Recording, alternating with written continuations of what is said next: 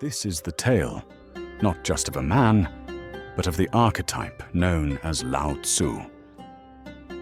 About 2,500 years ago, the historical records, primarily from the great historian Sima Qian, tell us of a man named Li Er, or Lao Dan.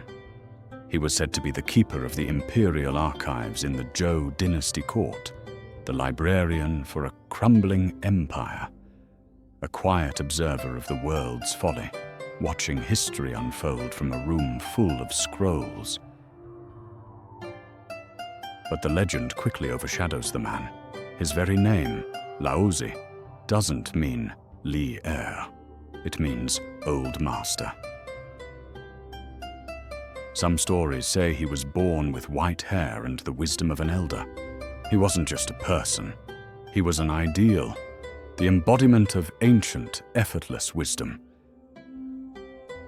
This ideal is crystallized in his legendary meeting with another giant of Chinese thought, Confucius. The story goes that the younger, more rigid Confucius came to the old master for advice on rituals and propriety. Lao Tzu gently chided him for his pride and ambition. Confucius left not offended, but awestruck. He later told his students, "I know a bird can fly, a fish can swim, an animal can run, but the dragon I cannot comprehend. It rides the wind and clouds to heaven. Today, I have met Lao Tzu, and he is like that dragon." Seeing the dynasty's decay, the old master decided to leave civilization behind. He mounted a blue ox and journeyed west toward the unknown. But at the final western pass, the guardian, a man named Yingxi, recognized his greatness. Yingxi blocked his path with a simple, profound request. "You're about to vanish. Please, write your wisdom down for the world."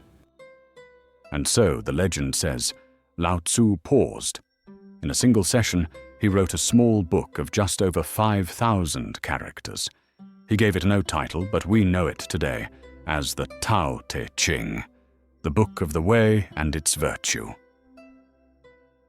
Then he handed it over, passed through the gate, and vanished from history. Nobody knows what has become of him. But what was in this book that made it immortal?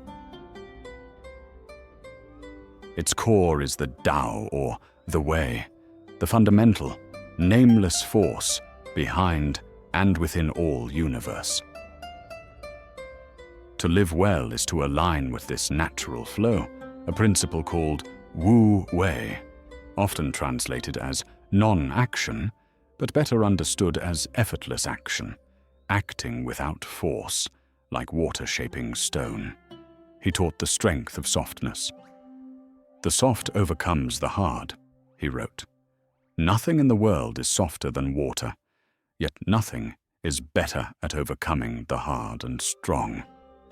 True power isn't domination, it's adaptation, resilience, and humility." So did Lao Tzu exist? Modern scholars debate it, noting the Tao Te Ching itself is likely a compilation from many hands over time. But perhaps that's the final, beautiful truth of his story. The figure of Lao Tzu, the old master, the librarian who left a single perfect text, is the ultimate personification of his own philosophy. He is less a historical biography and more a doorway to a way of seeing the world that values quiet over noise, softness over rigidity, and the profound mystery at the heart of existence. The journey of 1,000 miles begins with a single step.